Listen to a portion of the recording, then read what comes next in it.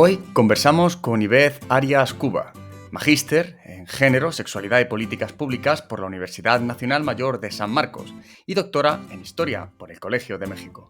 Actualmente se desempeña como docente en la Facultad de Ciencias Sociales de la Universidad Nacional Mayor de San Marcos. Ha realizado estancias de investigación en la Freie Universität de Berlín, la Universidad de Sevilla y la Universidad Complutense de Madrid.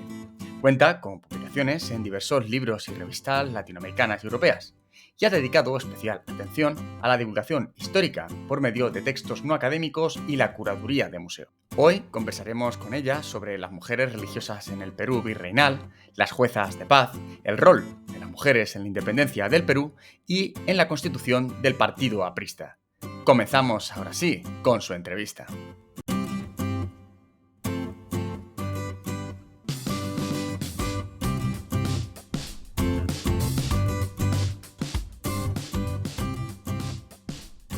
Buenas tardes, Ivette, y bienvenida al canal del proyecto GEMO. Buenas tardes, muchas gracias. Primeramente, me gustaría agradecerte por haber aceptado participar en esta serie de entrevistas que estamos teniendo en el canal de GEMO. Y me gustaría comenzar preguntándote cuál es tu ámbito de trabajo general. Sí, gracias. En realidad, mi ámbito de trabajo lo puedo poner en dos grandes bloques. Por un lado, soy especialista en América virreinal, con énfasis en la religiosidad y lo eclesiástico. Y por otro lado, también otra gran línea de trabajo es el género, los estudios de género. Y desde lo histórico, digamos, realizo investigaciones en lo virreinal, pero también en lo republicano y hasta en lo contemporáneo. Y dentro de estas líneas de investigación, ¿cómo se vinculan tus indagaciones con los estudios de género más específicamente? En realidad he realizado varios estudios en torno a, sobre todo, agencias, digamos, por ejemplo, de las santas, como en el caso de Santa Rosa, las monjas, también sobre las mujeres y su participación durante la independencia peruana. Otra línea que he manejado ha sido sobre juezas de paz. Aquí tal vez explicar qué es la justicia de paz en el Perú. Es un tipo de justicia que no es ejercida por abogados o por el Poder Judicial, sino más bien por ciudadanos. Esto fue establecido en 1823 y, digamos, las mujeres en particular han ejercido ese cargo sobre todo a partir de los 70 del siglo XX.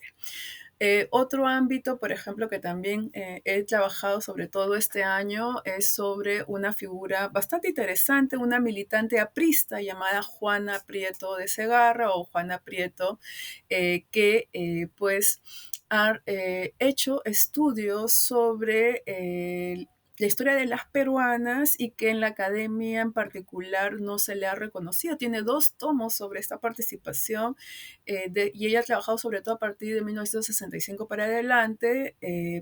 Y algo que es fascinante es que lamentablemente las historiadoras, los historiadores no le hemos tenido atención a su trabajo y es algo que he estado rescatando este año. ¿Y cuál ha sido tu rol y tus líneas de investigación en el proyecto GEMO? En el proyecto GEMO, sobre todo, he destacado la línea de mujeres religiosas, por un lado, y por otro lado también estoy participando con la otra línea de participación femenina durante la independencia, ¿no? Esto esta última línea, en realidad, va en el contexto de la actual conmemoración por el Bicentenario de la Independencia Peruana, que, digamos, oficialmente es desde 2021-2024.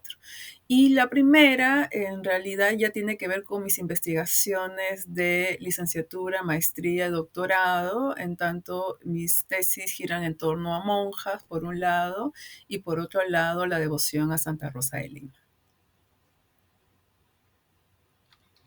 Bien, dentro de todas estas líneas que me has comentado, Ivez, me gustaría que nos centrásemos en cuatro de ellas para conversar un poquito más a fondo.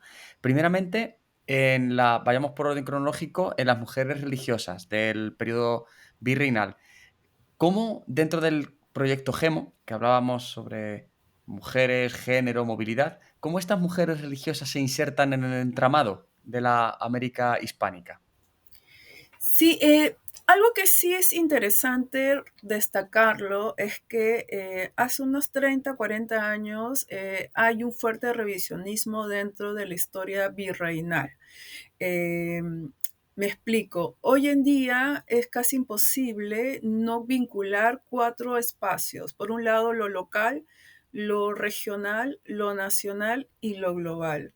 En ese sentido, digamos, por ejemplo, en mis tesis de licenciatura y de maestría, todavía como estaban fuera de este revisionismo virreinalista, eh, hacían énfasis en lo local y en lo nacional. En cambio, por ejemplo, en mi tesis más bien de doctorado, el vínculo entre estos cuatro espacios es mucho más fuerte.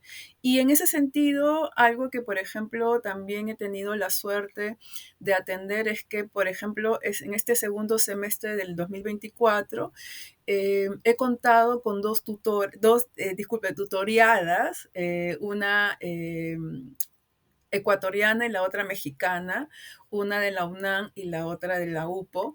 Y estas dos tutoriadas están haciendo sus tesis de posgrado en torno a las monjas. Claro, una de ellas, la mexicana, por ejemplo, Karina Camargo, está haciendo la comparación entre las poblaciones de los sectores populares de los monasterios de las ciudades de Lima y de México, mientras que en el caso, por ejemplo, de la tutoriada Jimena, digamos ecuatoriana, ella, por ejemplo, está haciendo algo bien interesante que es a nivel global. Resulta que en Quito nació una sobrina de Santa Teresa de Jesús.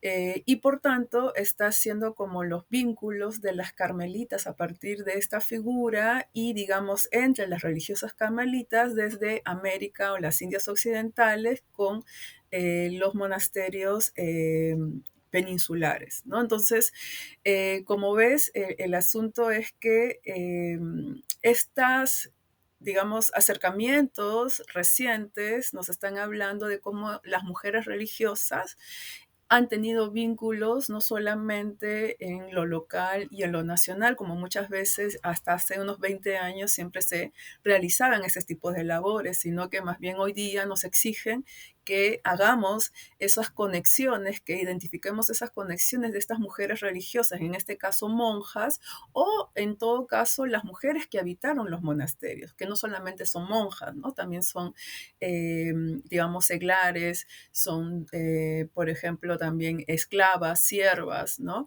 Entonces, todo este conjunto heterogéneo de mujeres que vivían en estos monasterios, para bien y para mal, para, digamos, para una cuestión más de profundidad para nosotros como investigadoras, es que, digamos, sus acciones, sus prácticas, sus imaginarios están vinculados con estos cuatro espacios que te decía y que se conjugan, y entonces creo que eso es algo muy bonito que está saliendo con Gemo, porque al tener, digamos, una socialización con diferentes colegas de distintos países latinoamericanos e incluso, y además, ¿no? Españolas, entonces uno tiene una visión mucho más amplia y más profunda de esas prácticas y de esos imaginarios y han estado más conectados y conectadas más de lo que habíamos asumido, ¿no? Y eso es algo que me parece bastante rescatable. Y ya ni cuento con la figura de Santa Rosa de Lima, que pues, por ejemplo, es fascinante porque, por un lado, ella como beata, como una terciaria dominica, aunque no deja un escrito suyo de, digamos, una autobiografía, no obstante, se construye todo unas narrativas en torno a su vida, pero lo fascinante es que esta mujer era conocida tan conocida casi como el Cerro de Potosí, ¿no? Entonces tenía devoción temprana, por ejemplo, en Europa, ya para mediados del siglo XVII era conocida, varios de sus milagros de canonización, por ejemplo, son de los devotos europeos y ya no de los americanos, ¿no? Entonces hay todo un asunto ahí fascinante y sin contar además que ella se convierte en un modelo para las mujeres religiosas del mundo católico.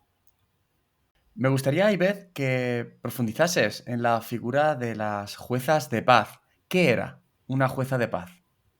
Claro, en 1823 el gobierno republicano, la nueva República del Perú, establece a partir de una iniciativa de la mano derecha de Bolívar, establece un sistema judicial que implica la función, el rol del juez de paz. El juez de paz es un juez ciudadano.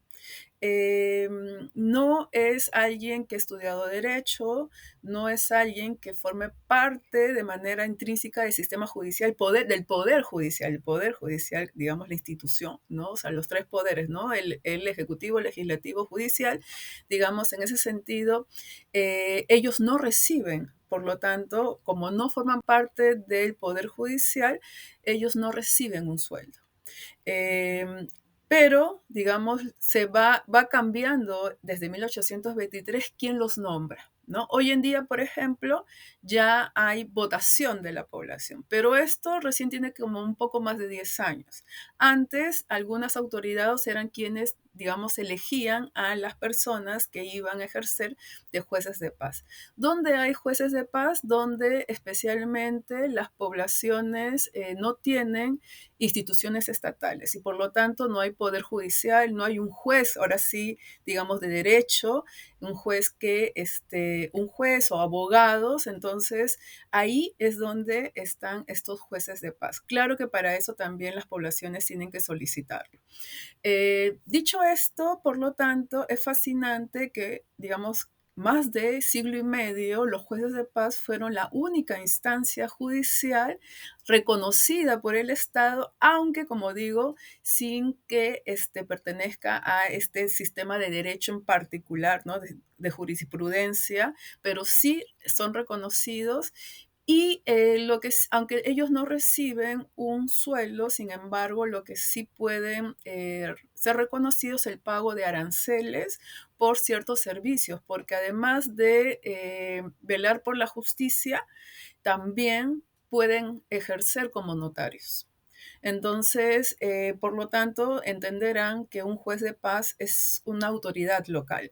Eh, Ahora, las mujeres, al parecer, yo no podría decir que he hecho una investigación exhaustiva porque la verdad solo tuve 3 meses para hacer la historia de la justicia de paz en el Perú y además de las juezas, ¿no? Entonces, pero lo que sí pude encontrar, por ejemplo, fue que ya en los 70, durante el gobierno de Velasco, ya encontré al menos una jueza de paz en una provincia cusqueña, ¿no? Entonces, este número de juezas ha crecido con el tiempo, no obstante, tampoco es que sean la mayoría, todavía sigue siendo una minoría.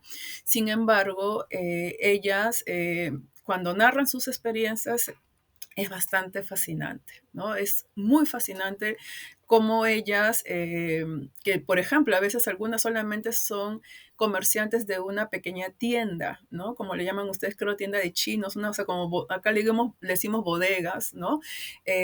O a veces son cocineras y entonces, como son ciudadanas, entonces no hay pues un requisito actualmente. Hasta hace unos años, hasta hace unas décadas, por ejemplo, sí les obligaban a que escriban, porque tienen que escribir libros de actas, ¿no?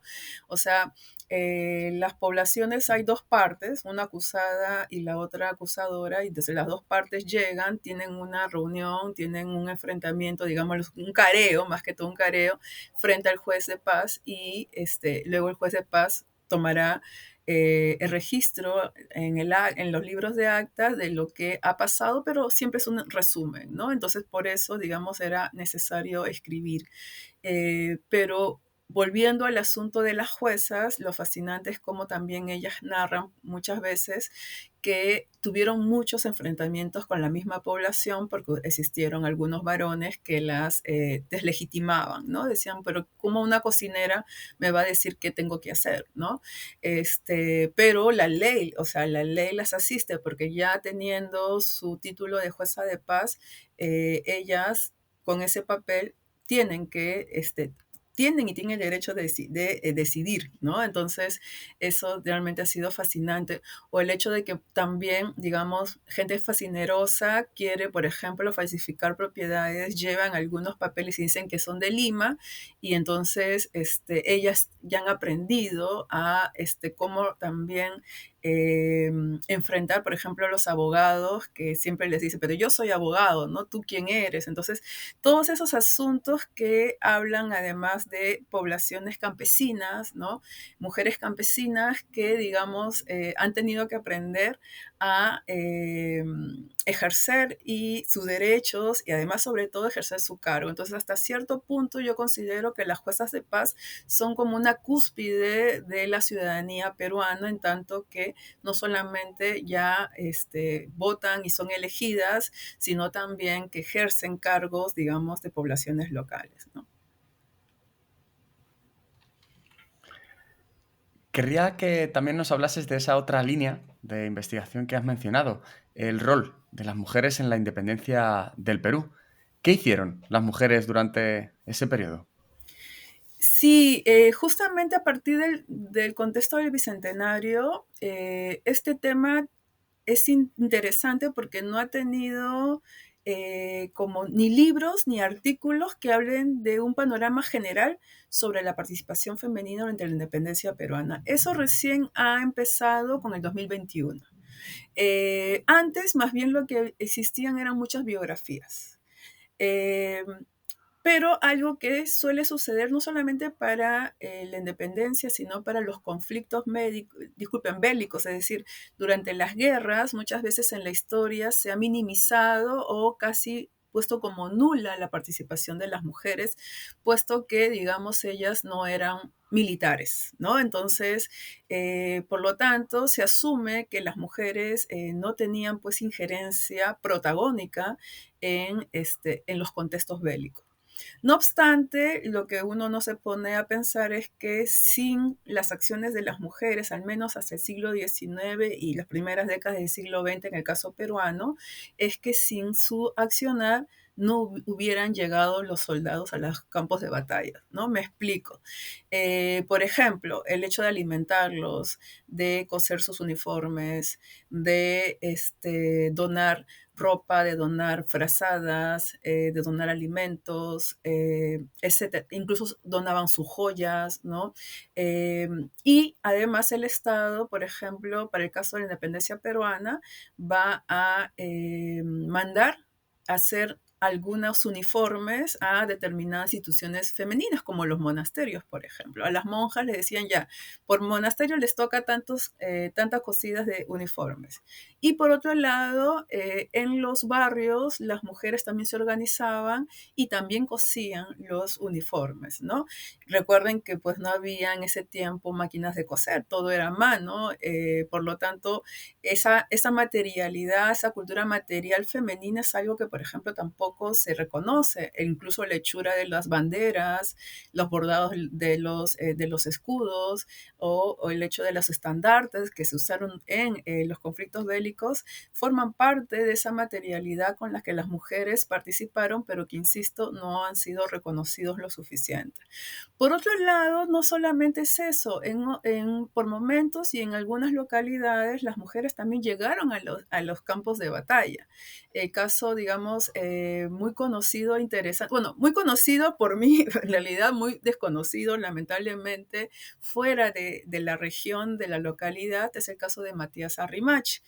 Matías Arrimachi es una señora mestiza en Chachapoyas, lo que hoy día es el departamento de Amazonas, que es uno de los departamentos fronterizos con Ecuador. Por ejemplo, Matías Sá, que venía, su abuelo era un cacique, un curaca familia bastante, digamos, con bastante prestigio social. Su madre también tuvo varias propiedades y ella, por ser hija de esta señora, pues también va a tener ciertas propiedades. Sin embargo, es interesante que ella, además del espionaje, además de las arengas, además de, digamos, establecer una red de mujeres para apoyar a los patriotas, ella, junto con otras mujeres, al parecer llegaron al campo de batalla, en la batalla de Higo Urco, y no solamente daban agua y comida a los batallones de patriotas, sino que también ellas al parecer llegaron a tirar piedras y a enfrentarse a algunos soldados realistas, ¿no? Eh, ¿Esto por qué llega a ser interesante? Porque esta mujer, digamos, a pesar, digamos, de esta participación bastante interesante, importante, no fue reconocida por los historiadores limeños y muchos, incluso dentro de Chachapoyas, consideraban que era un mito inventado, porque ese es otro punto. Las mujeres, hay, digamos, mujeres con nombre y apellido que se creen que han sido inventados por las localidades en búsqueda de una heroína. Tal vez mítica, ¿no? Entonces resulta que cuando yo llegué a Chachapoyas, empecé a entrevistar a los docentes de colegios, de escuelas, y me repetían ese discurso que creo que había sido alimentado por los mismos historiadores limeños. Pero cuando llegué al archivo regional de Amazonas, la encontré a Matiasa y encontré varios documentos relacionados con Matiasa, con su familia, y además incluso encontré una carta de un cuñado suyo que decía que ella ya tenía como gran prestigio y fama dentro de la región, ¿no? Y que, digamos, era conocida por su carácter fuerte, digámoslo así. Entonces, esto me pareció fascinante y resulta que en el mismo año de la batalla, en 1821, ya existía un registro, un auto, digamos, que hace el coronel Valdivieso, que señala de la participación de estas mujeres, pero no pone nombres ni apellidos. Entonces, ella, así, Matías Arrimocha con nombre y apellido, en realidad ella es Matea, pero quien le decía Matías era su mamá. Y así se ha quedado ella como Matiasa, ¿no? Entonces, el primer registro con nombre y apellido es del siglo XX. Y por eso es que se creía que era una leyenda, porque digamos, solamente se conocía que existían mujeres que habían participado en la batalla de Iguazurco, pero no había con nombres y apellidos. Pero ya, digamos, en mi búsqueda en este archivo regional, entendí que sí existió y que definitivamente esta mujer participó, ¿no?, en esa batalla, digamos, a partir de los numerosos casos, porque además tenía un hijo cura, y es una larga historia interesante, pero ya es para otro momento. Digamos, señalaban, ¿no? O sea, todos te señalaba de que esta mujer había sido pues la lideresa de estas mujeres dentro del campo de batalla y dentro de las filas, digamos, patriotas, para de alguna forma crear una red de mujeres que apoyasen logísticamente a esta tropa, que en realidad fue bastante, era poca, me ha dicho, el batallón realista era mucho más numeroso que el patriota. Sin embargo, digamos, a partir de las estrategias militares, finalmente los patriotas llegaron a la victoria, ¿no? Pero más allá de eso, me parece este personaje fascinante y nos habla de cómo los chachapoyanos de generación en generación repitieron la historia de Matiasa y, digamos, llega a nosotros hoy, y además yo ya respaldando con documentos lo que es bastante. O sea, en realidad no es un logro de nosotros, los académicos, sino más bien yo considero que la figura de Matiasa se recuerda gracias a los chachapoyanos. Igualmente, Ivez, me has mencionado que trabajaste sobre una importante militante aprista, Judith Prieto de Segarra. ¿Por qué es importante conocer sus actuaciones políticas? En realidad ella es bien interesante porque, bueno, en principio un poco también para darles un contexto con respecto al APRA. Este año se conmemoró la fundación del APRA, que fue uno de los primeros partidos de masas en el Perú y que fue liderado por Aya de la Torre, un personaje político con mucho peso en Latinoamérica. Bueno, ya falleció, digamos, pero, digamos, históricamente, en la historia contemporánea, este personaje es bastante, digamos, representado. Y en esas líneas, digamos, el APRA no ha tenido muchas militantes que hayan resaltado de manera histórica. La más conocida es Magda Portal, pero, por ejemplo, Judith Prieto, que es una señora de clase media alta, estudió, por ejemplo, 3 carreras en la Universidad de Villarreal y también la de San Marcos. Pero como escritora empieza a sobresalir en 1965.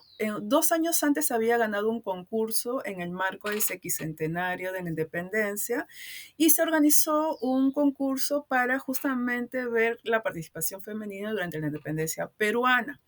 Ella lo gana y entonces ganan en el 63 y en el 65, digamos, publican la obra, ¿no?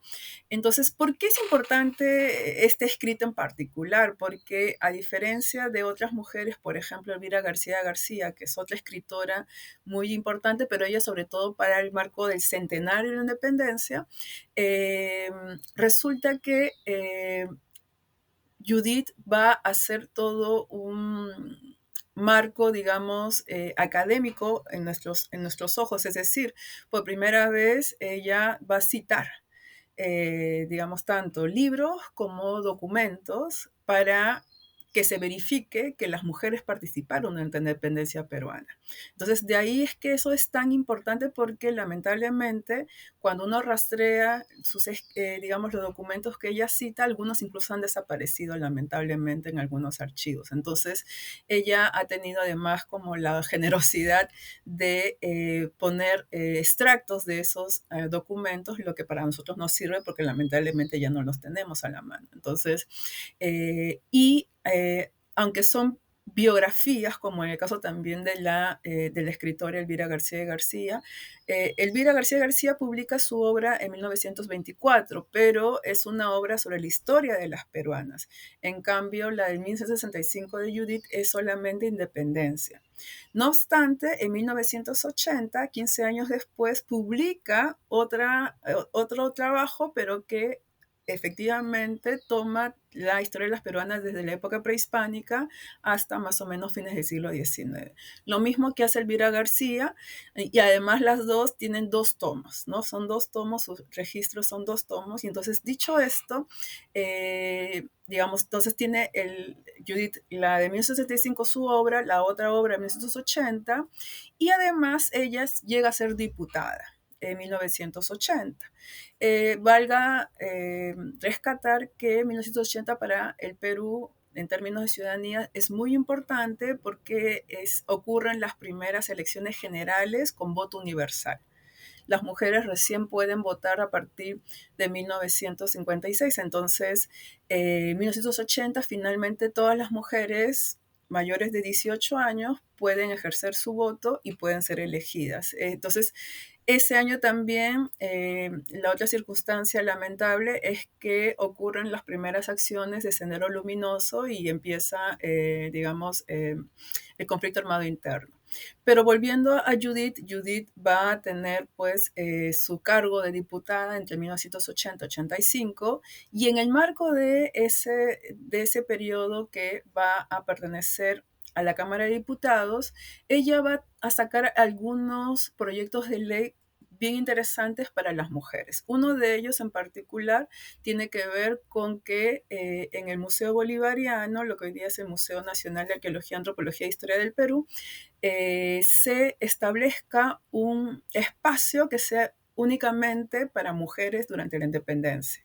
Y también establece que, por otro lado, se movilicen los restos de una heroína, que es Juana de Dios Manrique, que se pasan sus restos a un espacio que es como geográfico nacionalmente. Este espacio se llama el Panteón de los Próceres. En este Panteón de los Próceres están algunos restos y, digamos, sobre todo bustos y pinturas de los héroes nacionales. Entonces, este Panteón de los Próceres está al lado del Centro Cultural de San Marcos, que en principio había sido pues un convento jesuita durante la época virreinal, pero digamos en el siglo XX se convierte en el Centro Cultural. Ahí estudian grandes, funcionó incluso ese centro cultural, hoy Centro Cultural de San Marcos, funcionó como casa de estudios. Ahí estuvo Raúl Porras Barrenechea, estuvieron varios, digamos, intelectuales de inicio de las primeras mitad del siglo XX que han sido pues intelectuales peruanos de gran renombre internacional. Y en este panteón, pues, los restos de Juana de Dios Manrique son los únicos que pertenecen a una mujer, ¿no? Entonces, quien lo hizo posible fue justamente Judith. Quería preguntarte, a raíz de todas estas investigaciones que has llevado a cabo y después de tu participación en el proyecto GEMO, ¿qué continuidad crees que podría tener este tipo de análisis en tus futuras investigaciones? En realidad, yo sigo apostando por la historia de género en todos los aspectos porque, como en muchos casos latinoamericanos, en la academia peruana no se ha dado la suficiente énfasis en las participaciones femeninas, en las masculinidades, ¿no? En relaciones desiguales entre varones y mujeres. Entonces, falta mucho por hacer. Falta mucho por hacer. Entonces mi apuesta en realidad va por ahí. Yo no quiero dejar esos dos grandes campos, que es la América virreinal y los estudios de género, porque hay mucho por hacer, ¿no? Hay mucho por hacer. Y en ese sentido también considero que hoy día en sí las mujeres estamos pasando por un contexto que pareciera que volvemos a los fundamentalismos, ¿no? Entonces considero imprescindible seguir apostando por estas investigaciones que nos hagan notar que las peruanas, las mujeres en general, ¿no? Hemos participado constantemente de las agencias y no solamente hemos sido víctimas, ¿no? Sino también hemos hecho grandes acontecimientos, hemos participado, hemos aportado en grandes acontecimientos, procesos históricos y que no se considere que nuestro ámbito es exclusivamente doméstico o de compañeras, digamos, de los varones y los cargos de los varones, ¿no? Sino que todas, de alguna u otra forma, hemos podido contribuir con nuestro granito de arena y creo que por eso yo sigo apostando por los estudios de género. Junto a la investigación de archivo, que es la que la gente suele tener en mente cuando hablamos de academia, la divulgación tiene un papel muy importante. ¿Qué actividades llevas a cabo al respecto, de la difusión y del compartir ese conocimiento que construimos desde las aulas y desde los despachos? Sí, yo creo que en realidad en las próximas décadas vamos a entrar bueno, ya estamos entrando a un cambio sobre el rol de las universidades. Y en ese sentido, no solamente son las universidades, sino las academias, ¿no? Eh, digamos, durante parte del siglo XIX y sobre todo el XX, la academia era sobre todo pensada siempre con productos para otros académicos, para una élite. No obstante, creo que esto está cambiando, ¿no? Porque el saber está cambiando, la forma de producir el saber se está cambiando, la forma de comunicar se está cambiando. Por lo tanto, creo que es necesario que nosotros ya dejemos de estar mirando únicamente a una élite académica, que somos muy pocos los que nos leemos, y más bien creo que tenemos que seguir apostando o apostar por la difusión histórica.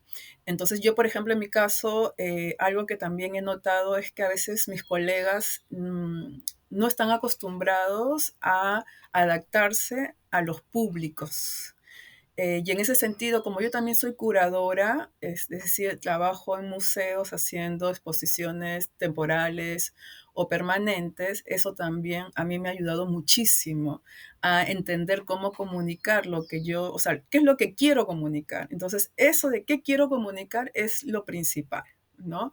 Claro, o sea, a nosotros nos encanta la investigación, podemos escribir 2 libros, 3 libros, o sea, pero cómo lo comunicamos, ¿no? Y entonces en ese sentido, ahí está lo sintético, y eso a veces es nuestra gran debilidad, porque quisiéramos que todo lo que, que estudiésemos y que escribamos esté en las paredes, y eso es imposible, ¿no? Entonces, tenemos que entender que tenemos diferentes públicos. Entonces, por ejemplo, a mí a veces me han invitado, yo propongo un tema y cuando llego son chicos de 10 a 15 años. No puedo hablarles como académicos de 20 para adelante, ¿verdad? Entonces, me toca como cambiar mi discurso. Y lamentablemente hay colegas que todavía no llegan a entender eso, ¿no? Entonces tú tienes que adecuar tu lenguaje a partir de los públicos a las que te dije. Y en mi caso, por ejemplo, en el caso de los académicos de Lima, sucede que a veces nos llaman de diferentes lados y entonces es parte de nuestra responsabilidad. No recibimos dinero por eso, pero es parte de nuestra responsabilidad difundir lo que estamos estudiando, porque si no, ¿quién se entera y cómo aportamos? ¿No? Entonces, eso creo que es básico.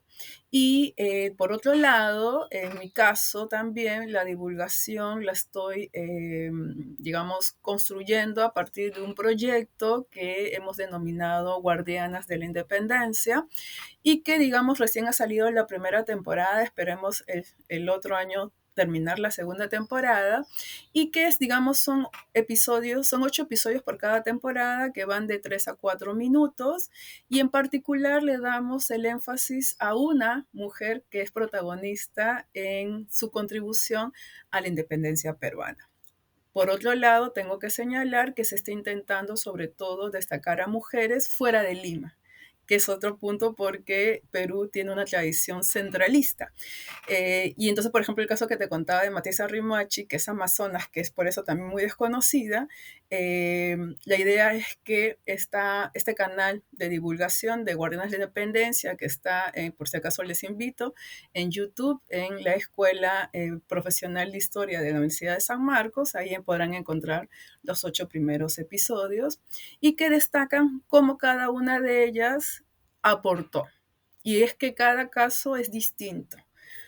Muchas van a hacerlo a partir de la logística, ¿no? Otras van a hacerlo a partir incluso de las batallas de espías, de donadoras, etcétera. Entonces, y otro punto importante también habría que señalar es que no solamente contribuyen de manera esporádica o temporal, sino que algunas, por ejemplo, apoyan la causa patriota hasta más de 10 años, ¿no? Y entonces a veces llegan a perder todo y hay momentos bien desgarradores cuando después, cuando ya se establece el Estado republicano, ellas le piden dinero al Estado porque están pobres, han perdido todo, la corona española les quitó sus finanzas, sus productos, y entonces están pidiendo dinero para que puedan sobrevivir y en ocasiones la aceptan y en ocasiones aceptan parte, ¿no? Y entonces una parte bien desgarradora porque cuando uno ve el contexto de la independencia, los dos bandos las están llamando, escriben proclamas, dicen, vengan, por favor, contribuyan, porque saben que las mujeres tienen poder sobre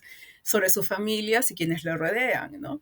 Sin embargo, cuando ya termina todo el asunto, se olvidan de esas promesas y entonces postergan su ciudadanía hasta el siglo XX, ¿no? Entonces es un asunto también bien fuerte en las cuales muchas mujeres realmente fueron activistas, entregaron todo por la causa y lamentablemente no se les retribuyó. Un proyecto muy interesante el de las guardianas. Y abundando en esta idea, para finalizar la entrevista, quería preguntarte sobre el alumnado de las escuelas preparatorias y de la enseñanza media. Normalmente los vemos como el eslabón más débil, ¿no? La cadena de conocimiento más lejana de aquello que hacemos en la academia. Pero ¿cómo les animarías tú a interesarse y a revalorizar el papel de las mujeres en la historia del Perú? Sí, justamente el proyecto de Guardianes de la Independencia tiene ese objetivo, ¿no? Sobre todo está dirigido a poblaciones no académicas y queremos, después de terminar las 2 temporadas, hacer como un tipo de promoción en algunas unidades de educación, sobre todo secundaria, porque yo supongo que también no solamente es en el Perú, sino en otras partes del mundo, la educación media está, en la parte de historia está siendo cada vez menor, ¿no? El espacio que le dan es cada vez menor. Por lo tanto, por ejemplo, he tenido la suerte de también dictar cursos a los chicos que van a ser los próximos profesores. Y en ese sentido, cuando les he hablado sobre, por ejemplo, la participación femenina en diferentes momentos de la historia, ¿no? Sean prehispánico, virreinal, republicano, muchos me dicen, profesora, yo no sabía esto, ¿por qué no sabemos, no? Entonces digo, bueno, para eso estoy, para eso estamos, forma parte del proyecto y creo que, pues también espero a aquellos que les gustan, aquellas que les gustan la historia, que puedan profundizar estos temas. Sé que es difícil porque a veces tener una guía para profundizar estos temas no es tan recurrente en el Perú, ¿no? Y me temo tampoco en algunos espacios latinoamericanos. Por ejemplo, España sí tiene bastantes proyectos y eso parece bastante interesante. Ahora, cómo estos proyectos de academia llegan a las poblaciones escolares es algo que yo creo que sí es necesario volver, porque aunque siempre se habla, muchas veces no se vincula. Y en el caso, por ejemplo, de la Academia Peruana y Limeña, como estamos tan preocupados por alcanzar ciertos estándares, ¿no? Y digamos que nos permitan eh, consolidar nuestras carreras académicas, entonces descuidamos esa parte, ¿no? Y creo que tal vez las universidades en sus tareas de responsabilidad social tendrían que hacer proyectos que vinculen lo que producimos, las ciencias sociales, las humanidades, ¿no? A los colegios. Eso es algo que yo creo que, por ejemplo, para quienes somos nombrados como yo, que tenemos plaza, es algo que tendría que ser como una nuestra tarea. Pero el asunto es que todavía las universidades actúan todavía con estructura medieval, ¿no? Pareciéramos feudos separados, ¿no? Y no nos articulamos a pesar de que hemos hablado ya desde hace más de un siglo sobre la interdisciplinariedad. Sin embargo, a veces eso solo se queda en el nombre.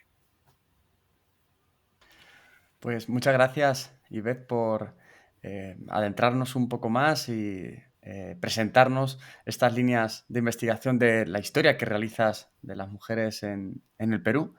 Gracias también por esa labor de difusión y de divulgación que realizas, porque como bien decías en esta última pregunta, es una de esas cuestiones que parece que se infravalorizan, pero que son extraordinariamente importantes para transmitir a la sociedad lo que la sociedad también nos da, pagándonos muchas veces el sueldo, ¿no? Así es que muchas gracias, Ivette, y esperemos poder volver a conversar nuevamente más adelante. Muchas gracias. Si os ha interesado este contenido, dadle a me gusta y suscribiros. Y sobre todo, compartidlo en vuestras redes y con vuestros contactos. Si podéis, dejadnos un comentario con impresiones y críticas. Esto nos motiva a seguir publicando y mejorando los siguientes vídeos de divulgación. Os esperamos en la siguiente entrevista del canal de Gemo.